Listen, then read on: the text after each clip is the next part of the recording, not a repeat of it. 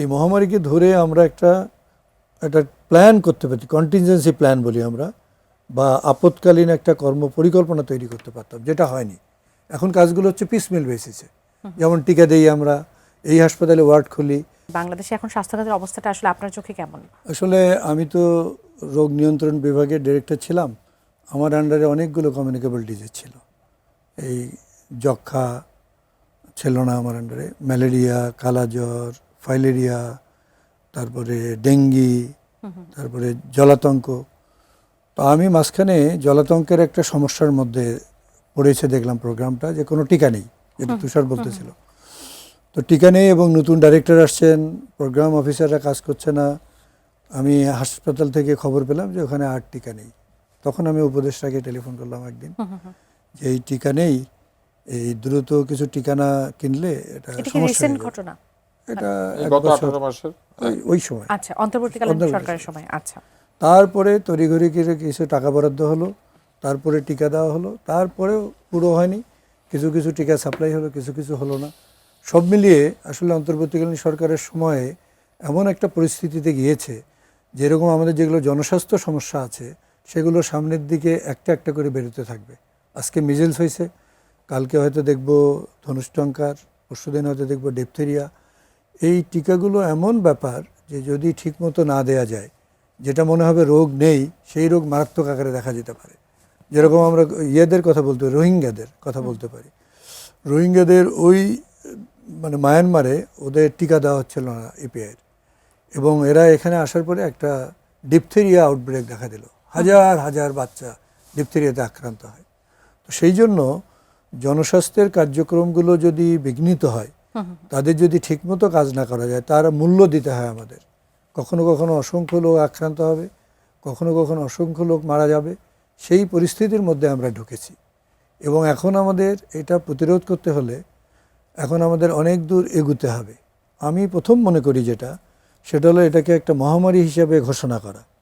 এইটা আমাদের দ্বিধা থাকে খুব সবসময়। মানে আসলে এই প্রশ্নটা আমিও আপনাকে করতে যাচ্ছিলাম, এটা কি মহামারীর পর্যায়ে গেছে? বা আমাদের অতটা আতঙ্কিত হবার আছে কিনা? মানে সরকার যত কাজ করতেছে, মহামারী না হলে তার এটা করতো না। বলেন কেন সচিব যাচ্ছে রাজশাহী, ডিজি যাচ্ছে রাজশাহী, কেন আজকে সব ইউএইচএফপিও সিভিল সার্জনদের নিয়ে ট্রেনিং হচ্ছে, কেন টিকা দেওয়া হচ্ছে? এটা যদি একটা বড় ব্যাপার না হয় তাহলে তো হতো না। বড় ব্যাপার মানে এটা আমরা বলি মহামারী। সেটাকে প্রাদুর্ভাব বলে বলে ছোট করতে সমস্যাটাই।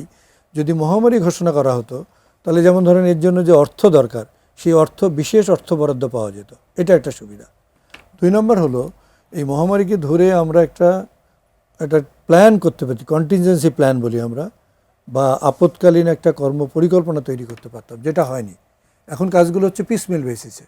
যেমন টিকা দেই আমরা, এই হাসপাতালে ওয়ার্ড খুলি, এই ওষুধ দেই, এখানে আমরা ভেন্টিলেটর দেই, এরকম কাজগুলো হচ্ছে। কিন্তু একটা যদি পরিকল্পনা থাকতো, এই পরিকল্পনার মধ্যে যেটা তুষার বললেন, সত্যি কথা, আমাদের প্রথম অগ্রাধিকার এখন এই সংক্রমণটা থামানো। সংক্রমণটা আমরা আজকে টিকা দিলে আজকেই তো থামাতে পারবো না, তাহলে কিভাবে থামাতে পারি? এখানে আমাদের আছে আইসোলেশন, যেটা আমরা কোভিডে করছি, এখানেও তাই। যে বাচ্চা আক্রান্ত হচ্ছে তাকে আইসোলেট করা, বাসায় থেকে আইসোলেট করা। চিত্রটা অন্যরকম দেখছি। ট্রু, হাসপাতালে যে চিত্র দেখছি সেখানে তো আইসোলেশন এটা এখন শুরু হয়েছে, একটু শুরু হয়েছে। যেমন ধরুন আলাদা একটা ওয়ার্ড করা হয়েছে এই রোগীদের জন্য, তার মানে এটাও একটা আইসোলেশন ওয়ার্ড। ওই ওয়ার্ডে অন্য কোনো রোগী থাকবে না, শুধু হামের রোগী। এটা আমাদের বাসায় আইসোলেশন করতে, ধরুন বাসায় 2টা বাচ্চা আছে, একটা আক্রান্ত হয়েছে, তাহলে তাকে যদি আমরা আইসোলেট করে রাখি, তাহলে আরেকটা বাচ্চাকে রক্ষা করতে পারবো।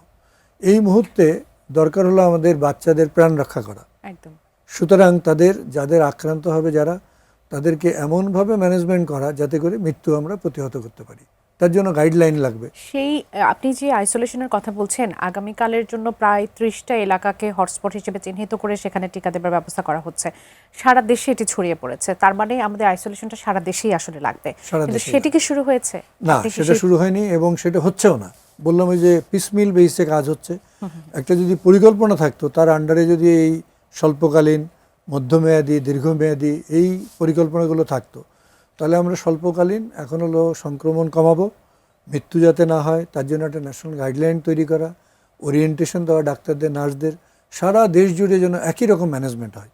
যেরকম এখানে ভিটামিন এ দিতে হয়, তাহলে এইটা যদি আমি ওরিয়েন্টেশন না দেই, এমনি হয়তো জ্বরের ওষুধ দেবে, অন্য ওষুধ দেবে, ভিটামিন এটা দেবে না, তার প্রতিরোধ ক্ষমতা কমে যাবে, দেখা যাবে তার নিউমোনিয়া ডেভেলপ করছে, অথবা তার ডায়রিয়া ডেভেলপ করছে, অথবা তার মস্তিষ্কে কোনো জটিলতা হচ্ছে। তাহলে এগুলো আমাদেরকে রক্ষা করতে মানে প্রতিরোধ করতে হবে।